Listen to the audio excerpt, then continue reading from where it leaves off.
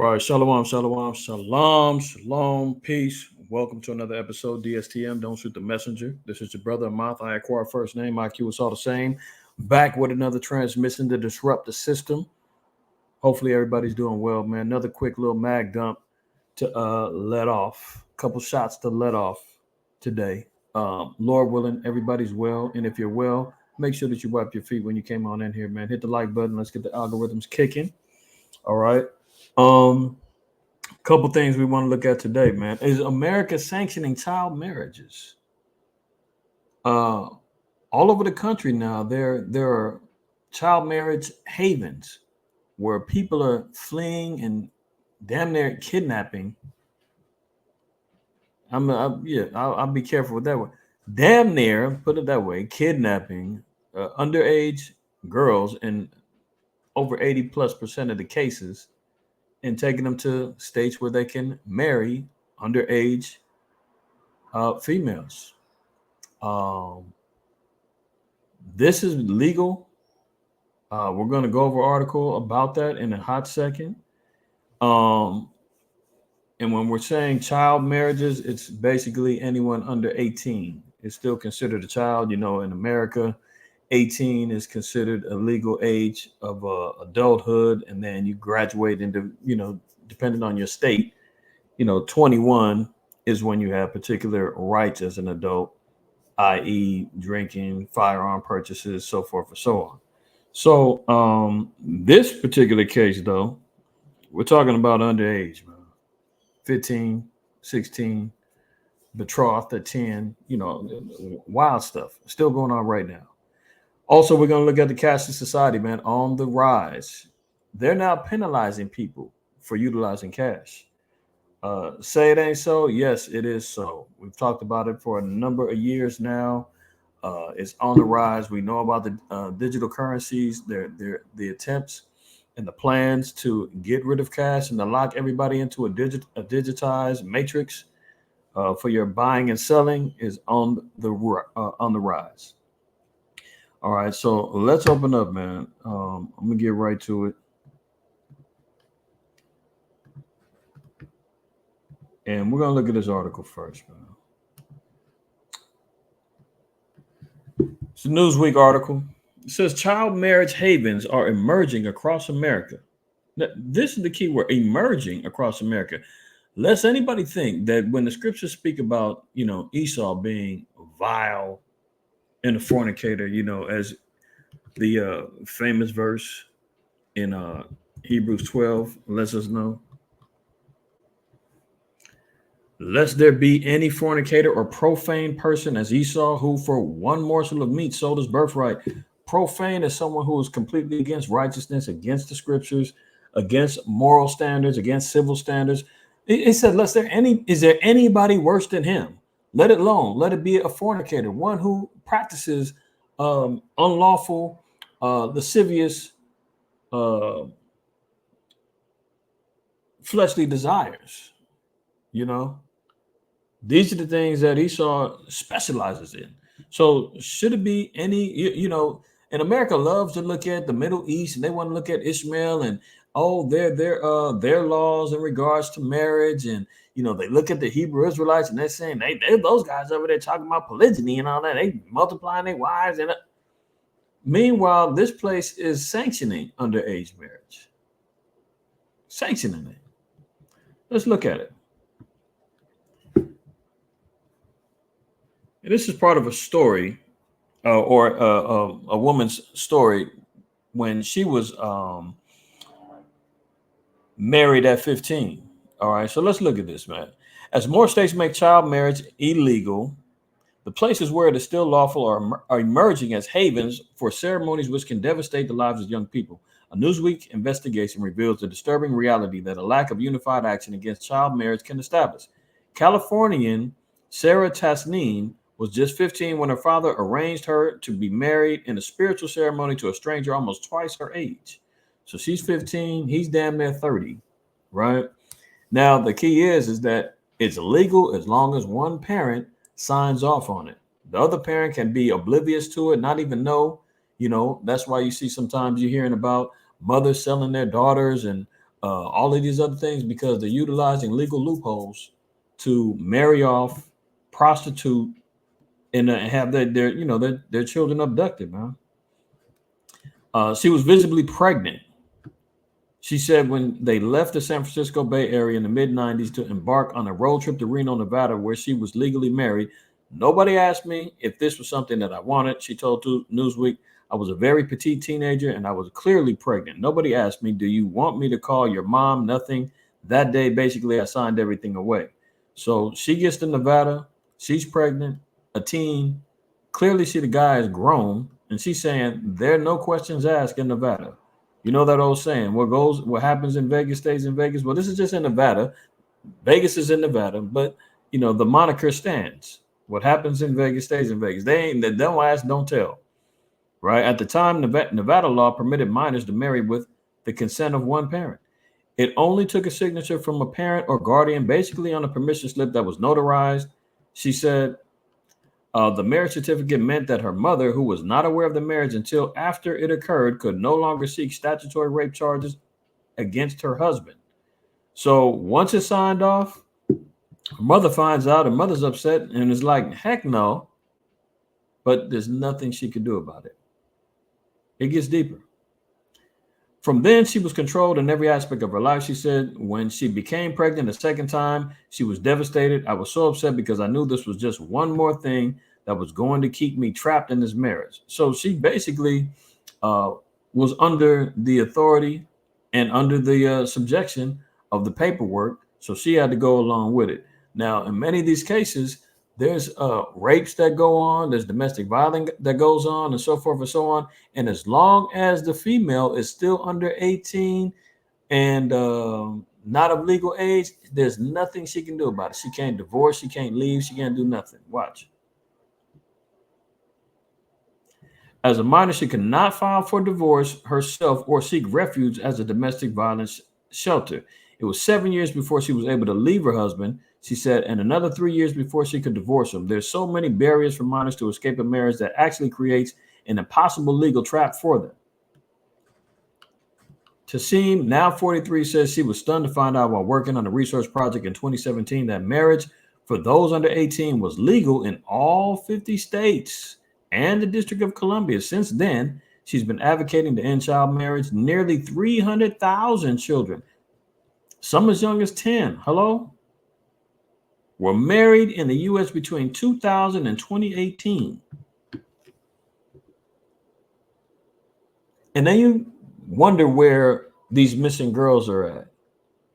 You dig what I'm saying? You wonder why the child trafficking is going on, being snatched up off of the border, being snatched up off of the reservations, being disappeared in the inner cities. I just recently, was looking on Facebook. It's being flooded now with missing persons, many of them sisters, young girls, all missing. They get in the hands of a grown man. They take them, they get married, forcibly married. There ain't nothing they can do about it until, they reach of age and they're able to escape. But America sanctions this. America's okay with it, right? So it says nearly 300,000, and some as young as 10, were married in the U.S. between 2000 and 2018, according to an Unchained at Last organization working to end child marriage in the U.S. The vast majority were young girls wed to adult men, the organization said. I'm going to read just a little bit more, and then we're going to look at something else. Child marriage is defined as a marriage where at least one of the parties is under 18. The United Nations calls it a human rights violation to form a forced marriage given at least one or both parties have not given their full, free, and informed consent. It leaves minors open to abuse and vulnerable since they have limited legal rights, advocates say. Since 2018, 12 states have ended child marriage, raising the legal age of marriage to 18. Now, you even have some states where there's different ages of consent regarding relationships, sex, what have you. Like, there's many states down south, Midwest. I think they're, legal consent is 16. Most of the others are all 18, right? So it continues on. New Hampshire could soon follow. Legislation to end child marriage has been approved by the New Hampshire House of Senate and was awaiting Republican Governor Gary Sununu's signature. Sununu's office has been contacted for comment via email. Meanwhile, a bill to prohibit child marriage is pending in California. Look at this. Look at the statistics, right? Child marriage, shocking statistics. Nearly 300,000 children under age 18 were legally married in the United States between 2000 and 2018. We've seen that earlier. Here's another graph, right? How many children been married in your state between 2000 and 2018? Alabama, 9,166. Look at California, 23,000. Florida, 17,000. Georgia, 10,000. North Carolina, 12,000. Right? Virginia, 7,000. Tennessee, 9,000. Look at Texas, 41,000. 41,000. Missouri, 8,000. Kentucky, 11,000. I mean, the list goes on and on. This is running rampant, right? They even had the rankings of the states. Where does your state rank when it comes to child marriage? Nevada's number one. New Hampshire District of Columbia, they're the lowest percentages, right? But this is running rampant. And America says it's all good, right? Nearly all the children married recently were age 16 or 17, typically too young to leave home, enter a domestic violence shelter, or file for divorce, even if a marriage turns abusive. So they're stuck. They had 5 10-year-olds get married, one 11-year-old between 2000 and 2018. 14 12-year-olds, 78 13-year-olds, over 1,200 14-year-olds, over 8,100 15-year-olds, 63,000, almost 64,000 16-year-olds, and almost 149,000 17-year-olds. Go figure. Go figure. You know, this is where they have the boys to men ratio. 86% of the weddings are amongst women as opposed to boys. Let's look at a couple of scriptures, man. And this is why, you know, America needs to be dethroned, burned, and the earth needs to be recalibrated with the laws of the Most High.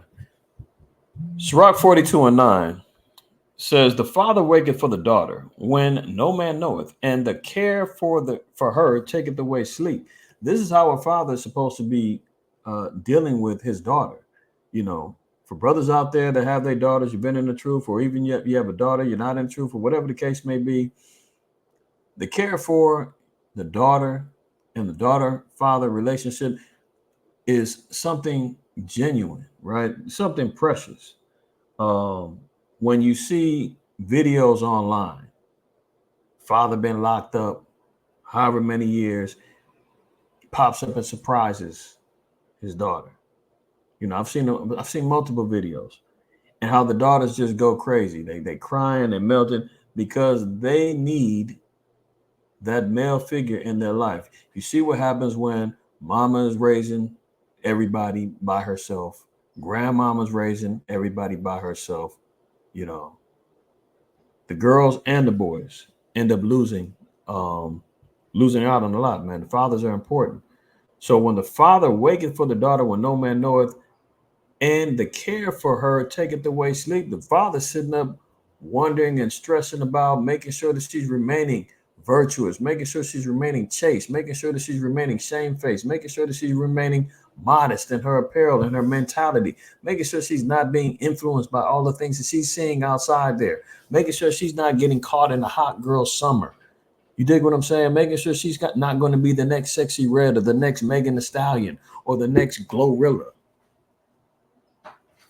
You know, these are the things that we're talking about, is that we're making sure that he is taking away sleep because of those things. It says, when she is young, lest she pass away, the flower of her age, and being married, lest she should be hated.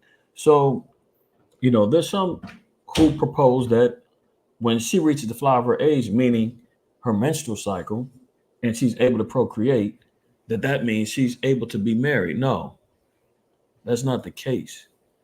It says when she's reached the flower of her age, meaning once the flower has reached its maximum age, has reached its ultimate potential and maturity, that's when she's eligible for marriage, right?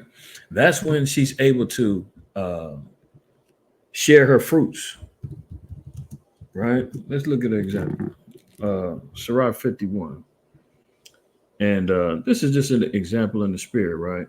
So Sirach 51:10 says, I called upon the Lord, the Father of my Lord, that he would not leave me in the days of my trouble and in the times of the proud when there was no help. I will praise thy name continually and will sing praises with thanksgiving. And so my prayer was heard.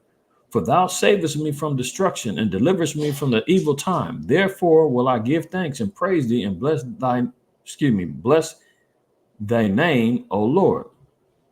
When I was yet young, or ever I went abroad, I desired wisdom openly in my prayer. Now, notice he said, when I was yet young, or ever I went abroad, I desired wisdom openly in my prayer. I prayed for her before the temple and will seek her out even to the end. Now, watch this. Even from the flower to the grape was right, hath my heart delighted in her. So he's saying from the youth, from his youth, in his young era, that was when the flower was developed, right? As soon as the flower pops up, just because you see some leaves, just because you see a root take place, just because you see some fruit buds, that doesn't mean that the fruit is ripe. It doesn't mean that it's ready to be plucked. It doesn't mean that it's ready to be savaged and ravaged. No, you let it continue growing. You let it continue budding until what? It produces ripe fruit, the grape, right? So it has to be aged. You look at on the fruit of the vine as a grape being an example, right? The longer the vine goes, the more fruit that it yields, the riper the grapes are, the sweeter they are, the seeds produce within themselves, so forth and so on, right? So that's why I gave the example. He said from the time that he was young, he prayed for the evolution of wisdom to happen within him. Even from the flower to the grape was right with my heart, delighted in her. My foot went the right way from my youth up, sought I after her. So it's not an exact point like, oh, she's spotting. Guess what? She's ripe and ready. No, no, no, no. That's off all the way, right? Um, and this is what the so-called white man is proposing. And you got some, I don't know if it's still present, but I know some years ago there was Israelites that was out there teaching that was sound doctrine. Okay. Uh, let's look at this for the men. Numbers 1 and 3 says, from 20 years old and upward, all that were able to go forth to war in Israel, thou and Aaron shall number them by their armies. So we see that there's a census, there's an age requirement before you can go to war, right? So the men had to be 20 years old in order to qualify to go to war. Okay. So there's an age restriction. So, brothers shouldn't be marrying off and letting your sons get married at 18 and 19. And even at 20, 20 is a qualified age to go to war. That doesn't mean he's ready to, develop and build and establish a household and be independent. There might be some brothers that's out there that isn't on it, that have that like that. The fathers and mothers in the truth raise them accordingly, and they're ready to go. They got, entrepreneurship, a business, whatever the case may be, a good paying job at 20, got their own place and ready to go. That's very possible. But the majority are not ready, right? So let's look at this real quick. Deuteronomy 24, verse 5. This is the law. It says, when a man have taken a new wife, he shall not go out to war. So that means what? That a man shouldn't be getting married or having a wife until he's at least 20, because 20 was the age range that he was able to go to war. So it says, when he taken a new wife, he shall not go out to war. Neither shall he be charged with any business, but he shall be free at home 1 year and shall cheer up his wife which he have taken. So there's a year long, as you would call it, a honeymoon, right? So they had a year to bond. They had a year to build and establish their household, a year to, for him to actually plant seed and, get it Lord willing, extend his inheritance if he has a son, and so forth and so on, and carry his name on. Because if there was a war, he had a year to sow a seed, and then he had to go to war. And he had to make sure that his wife was prepared and enjoyed him before he went to war, because he could get put to death out there. Right? So there was a qualification even for that. So what America's out here pushing, talking about go ahead and get married at 10 and 14 and 17 and 16, that's completely against the scriptures, man. This is why the Most High said that this place sins have reached the high heavens. It needs to be destroyed. All right. Let's move on to this other story. Want to pay cash? That'll cost you extra. Now look at this. It's from MSN, right? It says when Noah Kamala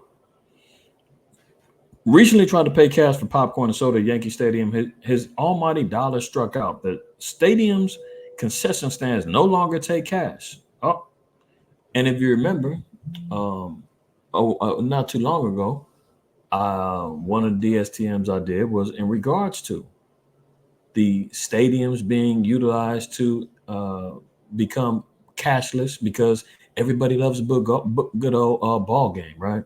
Bread and circuses here in modern day Rome is where everybody's going to start funneling in, and that becomes the test subjects, or they become the test subjects for societal,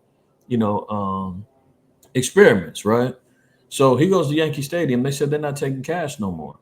An employee directed him to a kiosk that could convert his greenbacks into plastic. So they have reverse ATMs now where you put the money into the ATM and they give you back a card. Kamala, 41 years old, fed $200 into the reverse ATM, which subtracted a $3.50 fee and spat out a debit card with a balance of $196.50. So he got penalized for bringing cash to the ball game. He had to turn that paper fiat into plastic so that he can be, his transactions can be tracked, right? And then they penalized him $3.50.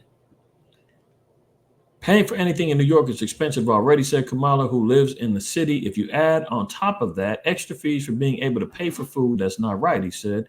Paying with cash used to be a way to get a discount. These days, it can often cost an extra $1 to $6, the sort of transaction fees once limited to swiping a credit card or using an out-of-network ATM.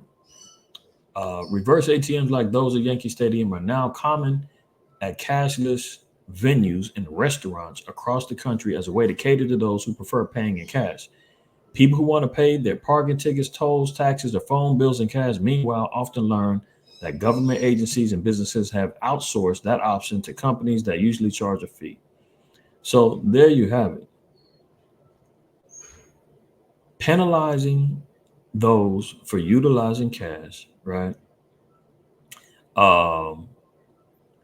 Let's look down here, man. Cashless businesses can be a burden for older and lower income shoppers who are less likely to have access to digital payments. They also pose challenges for younger people who haven't set up credit card or bank accounts. 50-cent fees for reverse ATMs. I mean, this is wild. Look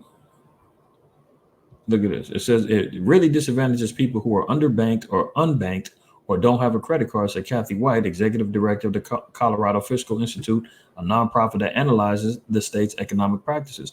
That's the idea. They want to make it hard for those who don't apply or who don't subscribe to the system. You won't be able to buy or sell unless you comply with the practices of the system, right? If you remember that video I played, the woman that went into she went into the London, she was in London, I believe, somewhere in England. She went to the bar, or it was a restaurant, and she got the manager on the little young Edomite manager so happy and giddy that she was able to tell the woman, we can't take your cash. And she was like, this is legal tender. You're not going to take my money. She said, nope, can't do it. Sorry. Nope, can't do it. Right. And this is why I'm saying it's not just in Europe. It's coming here. Right. Here's another video here. Let me play this guy real quick. Watch this. To buy anything. I'm going to buy some strawberries, and I'm offering exactly the right amount of money here on the help desk.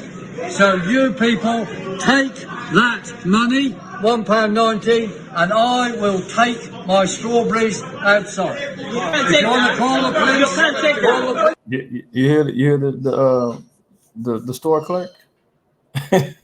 So Esau stands in rebellion. He puts the money on the table. He says, I'm paying exact change. I'm taking my strawberries. I just bought them. I left money on the counter. I'm out of here. And as soon as he gets to walking away, they say, you can't take that. You can't take that. Police is on their way. You can't take that. Police is on their way. You can't take that. Police are on their way. So now he's getting ready to get the police called on him because he used cash or coins to make a purchase at a grocery store. Take my strawberries outside. You can't take that. Call the police. You can't take that. Police is on their way. You can't take that. Police is on their way. You can't take that. I paid by. And if you look at the kiosk and how you get in and out. Look, if you look close. What's that in the hand? The palm of the hand is the phone. This is how they're gonna get in and out, open up these doors. Back it up just a little bit. I'm gonna let it go. Police is on their way. You can't take that. Police is on their way. You can't take that. I paid by legal tender. No. Don't break the door. Do not break the door. No, don't touch. I paid by legal tender, and I am going out with my strawberries. And I'm going to eat them. I'm going to eat my strawberries. I paid by legal tender in this dystopian place. Yeah, we have no duty to check that. Okay. Brilliant. Absolutely brilliant. Because you should be able to, spend your life on here. You should be able to spend wherever you want. This is an absolute joke. You want one, mate? Thank you. I mean, we're in the twilight zone or what? You're in a state, we're in a place now, man, where your money could get you locked up. They're calling the police on him because he used money, he used cash, coins to pay for his goods. Now that is becoming illegal. Okay. So you heard it, you saw it, you understand where we're headed. All right. It's another episode, DSTM. Quick little mag dump. Lord willing, everybody got some edification today. I'm going to sign off, giving all praise, honor, and glory to the Most High while y'all was shy. Always remember, fear the Most High, keep the commandments, don't shoot the messenger. Shalom.